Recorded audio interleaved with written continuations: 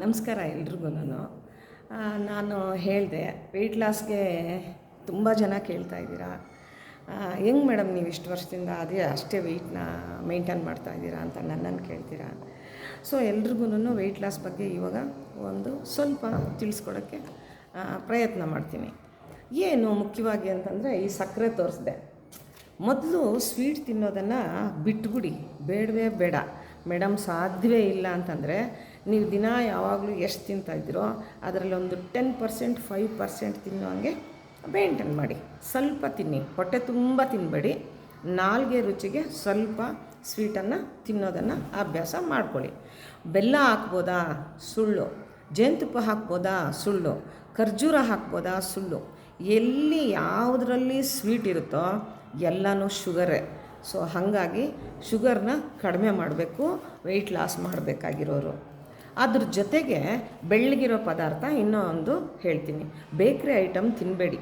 ಅದನ್ನು ಅಷ್ಟೇ, ತಿನ್ನಲೇಬೇಕು ಆಸೆ ಇದೆ ಅಂತಂದರೆ ದಯವಿಟ್ಟು ಸ್ವಲ್ಪ ತಿನ್ನಿ, ಜಾಸ್ತಿ ತಿನ್ನೋಕ್ಕೆ ಹೋಗಬೇಡಿ.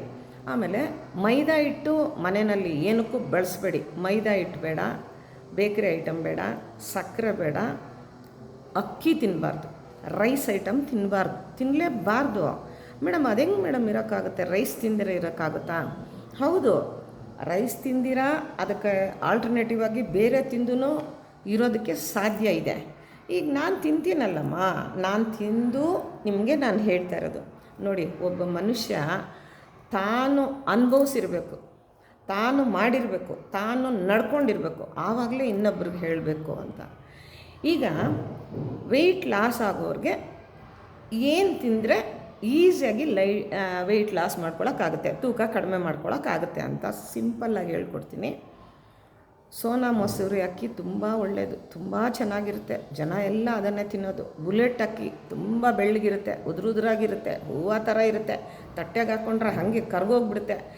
ಮದುವೆ ಮನೆಯಲ್ಲಿ, ಫಂಕ್ಷನಲ್ಲಿ, ಮನೆಗಳಲ್ಲಿ ಎಲ್ಲ ಸೋನಾ ಮಸೂರಿ, ಬುಲೆಟ್ ಅಕ್ಕಿ. ಅದು ಬಿಟ್ಟರೆ ಅದು ಒಳ್ಳೆಯದೇ, ತಿನ್ನಿ. ಅದರಲ್ಲಿ ಶುಗರು, ಆಯಿಲ್ ಕಂಟೆಂಟು ಇದೆ, ತಿನ್ನಿ. ಅದು ನೆಕ್ಸ್ಟ್ ಬಂದ್ಬಿಟ್ಟು ಅದಕ್ಕಿಂತಲೂ ನಾವು ಈ ಕೆಂಪಕ್ಕಿ ಅಂತ ನಮ್ಮ ಅಜ್ಜಿ ನಮ್ಮ ತಾತ ಕಾಲದಲ್ಲೆಲ್ಲ ನಾವು ಕುಟ್ತಾಯಿದ್ರು. ಭತ್ತನ ಬೈರ್ನೆಲ್ಲಕ್ಕಿ ಅಂತ ಹೇಳ್ತಾಯಿದ್ರು, ಕೆಂಪಕ್ಕಿ ಅಂತ. ಕೆಂಪಕ್ಕಿ ತುಂಬ ಒಳ್ಳೆಯದು ಮೇಡಮ್. ಕೆಂಪಕ್ಕಿನೂ ಸಿಗೋಲ್ಲ, ಅದರಲ್ಲೂ ಇರುತ್ತೆ ಆಯಿಲೂ, ಶುಗರ್ ಕಂಟೆಂಟ್ ಇದೆ.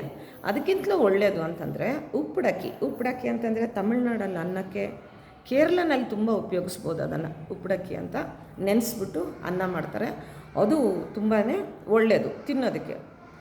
ಎಲ್ಲ ಅಕ್ಕಿಗಳಿಗಿಂತಲೂ ತುಂಬ ಶುಗರ್ ಕಂಟೆಂಟ್ ಇಲ್ಲ, ಆಮೇಲೆ ಸ್ವೀಟ್ ಇಲ್ಲ. ಅದರಲ್ಲಿ ಸ್ವೀಟ್ ಇರೋದಿಲ್ಲ, ಸ್ವೀಟ್ನೆಸ್ ಬರೋದಿಲ್ಲ, ಶುಗರ್ ಕಂಟೆಂಟ್ ಇರೋದೇ ಇಲ್ಲ, ಆಯಿಲ್ ಇರೋದಿಲ್ಲ. ನೋಡಿ, ನೀವು ರೈಸ್ ಆಯಿಲು ಅಂತೆಲ್ಲ ಹೇಳ್ತಾರಲ್ವ, ಎಲ್ಲ ರೈಸಲ್ಲೂ ಆಯಿಲ್ ಇರುತ್ತೆ. ಇದರಲ್ಲಿ ಆಯಿಲ್ ಇರೋಲ್ಲ. ಯಾವುದು ಗೊತ್ತಾ? ಅವಲಕ್ಕಿನ ತಿನ್ನೋದನ್ನು ಅಭ್ಯಾಸ ಮಾಡಿಕೊಂಡ್ರೆ ನೋಡಿ, ಅವಲಕ್ಕಿನಲ್ಲಿ ಎಲ್ಲ ಥರದ ಅಡುಗೆಗಳು ಮಾಡ್ಬೋದು.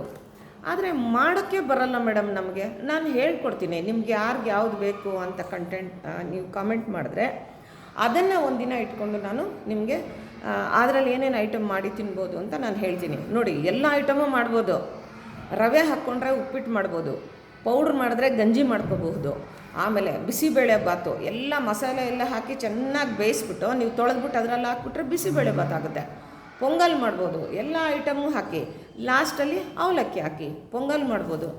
ಇನ್ನು ಮನೆಯಲ್ಲಿ ಮಾಡಿರುವ ಸಾರಿಗೆ ನೀವೇನು ಮಾಡ್ಬೋದು ಅಂದರೆ ಅದನ್ನು ತೊಳೆದ್ಬಿಟ್ಟು ಬೇಗ ಜರಡಿಗೆ ಬಗ್ಗಿಸಿದ ತಕ್ಷಣವೇ ಒಂದು ಸ್ಪೂನು ತುಪ್ಪ ಬಾಣಲಿಗೆ ಹಾಕ್ಬಿಟ್ಟು ಇದನ್ನು ಅದರಲ್ಲಿ ಬಗ್ಗಿಸ್ಬಿಟ್ಟು ಕಲಿಸ್ಬಿಟ್ಟು ಮುಚ್ಚಿಟ್ಬಿಡಿ ಸ್ಲಿಮ್ಮಲ್ಲಿ.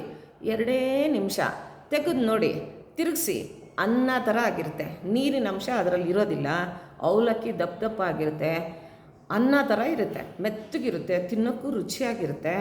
ಅದನ್ನು ಮನೆಯಲ್ಲಿ ಮಾಡಿರುವಂತಹ ಸಾಂಬಾರು, ಚಟ್ನಿ, ಪಲ್ಯ, ಗೊಜ್ಜು ಏನಕ್ಕಾದರೂ ಸರಿ ಅದನ್ನು ಮಿಕ್ಸ್ ಮಾಡಿಕೊಂಡು ಹೊತ್ತೊತ್ತಿಗೂ ಅದನ್ನು ತಿನ್ನಿ.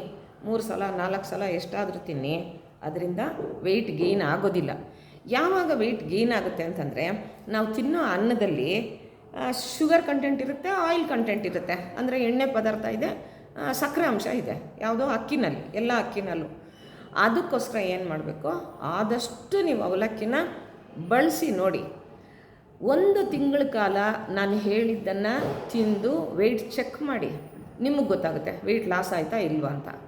ಹಾಗಾದರೆ ಬೇರೆ ಎಲ್ಲ ಏನಿರಬೇಕು, ಯಾವ್ದು ತಿನ್ನಬೇಕು, ಯಾವ್ದು ತಿನ್ನಬಾರ್ದು, ಹೆಂಗಿರಬೇಕು ಸ್ವಲ್ಪ ಗಮನ ಇಟ್ಕೋಬೇಕು. ಬರೀ ಅವಲಕ್ಕಿ ಒಂದೇ ತಿನ್ನೋದಲ್ಲ. ಬೆಳಗ್ಗೆ ನಿದ್ದೆ ಎದ್ದ ತಕ್ಷಣ ಉಗುರು ಬೆಚ್ಚಗೆ ನೀರು ಕುಡಿದ್ಬಿಟ್ಟು ಒಂದು ಸ್ವಲ್ಪ ಮನೆಯಲ್ಲೋ ಮಾಡಿ ಮೇಲೋ ಕೆಳಗಡೆನೋ ಮೇಲ್ಗಡೆ ನಿಮಗೆಲ್ಲ ಅನುಕೂಲ ಇದ್ದರೆ ಅಲ್ಲಿ ಸ್ವಲ್ಪ ಎಕ್ಸಸೈಸ್ ಥರ ಮಾಡಿ, ಕೈಕಾಲೆಲ್ಲ ಕದಲಿಸಿ, ಕೈಕಾಲೆಲ್ಲ ಆಡಿಸಿ. ಅದೂ ಆಗಲ್ಲ, ನಡೆಯೋಕ್ಕಾಗುತ್ತಾ? ಅದೂ ಆಗಲ್ಲ ಮೇಡಮ್. ಇನ್ನೇನಾಗುತ್ತೆ, ಕೂತ್ಕೊಂಡಿದ್ದ ಕಡೆ ಬ್ರೀತಿಂಗ್ ಸಿಸ್ಟಮ್, ಉಸಿರಾಟದ ಕ್ರಿಯೆಯನ್ನು ಗಮನಿಸಿ. ದೀರ್ಘವಾಗಿ ಉಸಿರು ತೊಗೊಳ್ಳಿ, ದೀರ್ಘವಾಗಿ ಉಸಿರನ್ನು ಬಿಡೋವಾಗ ಸ್ವಲ್ಪ ತಿರಿ, ಉಸಿರು ತೊಗೊಂಡಾಗ ಸ್ವಲ್ಪ ಹೊತ್ತು ಹಾಗೇ ಇರಿ. ಇದನ್ನಾದರೂ ಮಾಡಿ. ಇದು ಮಾಡಿಕೊಂಡು ನೀವು ಅವಲಕ್ಕಿ ತಿಂತ ಬರಬೇಕು ಮೇಡಮ್. ಹಂಗಾದರೆ ಬೇರೆ ಎಲ್ಲ ಯಾವಾಗ ಹಶ್ವಾಗುತ್ತೋ, ಯಾವಾಗ ನೀವು ಅವಲಕ್ಕಿ ತಿಂತೀರೋ ಅದ್ರ ಜೊತೆಯಲ್ಲಿ ಎಲ್ಲ ಹಣ್ಣು, ನೀವು ತಿನ್ನೋ ಅಂಥ ಹಣ್ಣಾಗ್ಬೋದು ಅಥವಾ ಇನ್ನೇನಾದರೂ ನಂಚ್ಕೊಳ್ಳೋಕ್ಕೆ ಅದು ಇದು ಏನಾದರೂ ಇರುತ್ತಲ್ಲ ನಿಮ್ಗೆ ಆಸೆ, ಸ್ವಲ್ಪ ತಿಂದ್ಬಿಡಿ.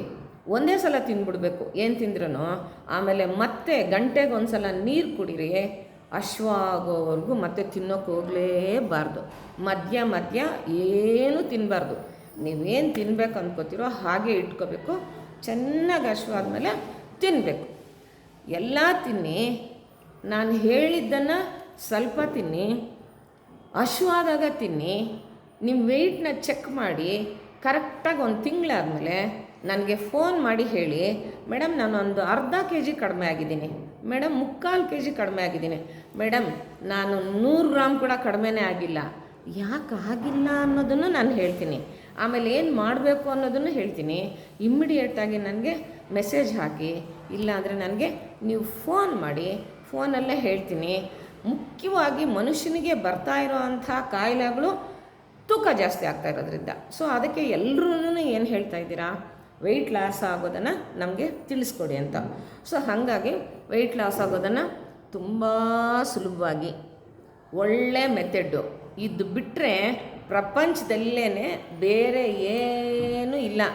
ಯಾವ ಔಷಧಿ ಬೇಡ, ಯಾವ ಮಾತ್ರೆ ಬೇಡ, ಯಾವ ಜಂಪ್ ಮಾಡೋದು ಬೇಡ, ಅಲ್ಲಿಗೆ ಹೋಗೋದು ಬೇಡ, ಇಲ್ಲಿಗೆ ಹೋಗೋದು ಬೇಡ, ಏನೂ ಮಾಡಬೇಡಿ. ಫುಡ್ನ ಕಂಟ್ರೋಲ್ ಮಾಡಿಕೊಂಡು ಆಹಾರದಲ್ಲೇ ಸರಿ ಮಾಡ್ಕೊಳ್ಳೋ ಅಂಥದ್ದು ಮಾಡೋಣ.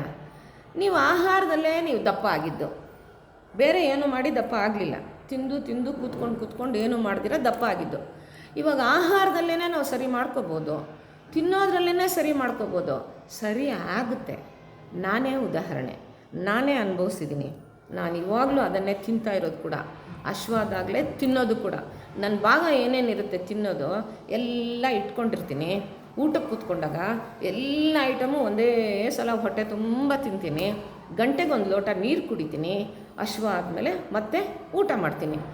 ಇದನ್ನು ನನ್ನ ಅನುಭವ ನಿಮ್ಗೆ ಹೇಳೋದು. ನನ್ನನ್ನು ನೋಡಿ ಕೇಳ್ತಾ ಇರೋದಕ್ಕೆ ನಾನು ಹೇಳ್ತಾ ಇರೋದು, ನಾನು ಅನುಭವಿಸಿದ್ದೀನಿ, ಅದಕ್ಕೆ ನಿಮ್ಗೆ ಹೇಳ್ತಾ ಇದ್ದೀನಿ. ನೀವು 70 ವರ್ಷದವರೆಗೂ ನಂತರ ಆರೋಗ್ಯವಾಗಿರಬೇಕು ಅಂತಂದರೆ ಊಟನ ಮೊದಲು ಅದನ್ನು ಹೆಂಗೆ ಮಾಡಬೇಕು, ಯಾವಾಗ ಮಾಡಬೇಕು ಅನ್ನೋದನ್ನು ನಾನು ಹೇಳಿದ್ದನ್ನು ಫಾಲೋ ಮಾಡಿ ನೋಡಿ.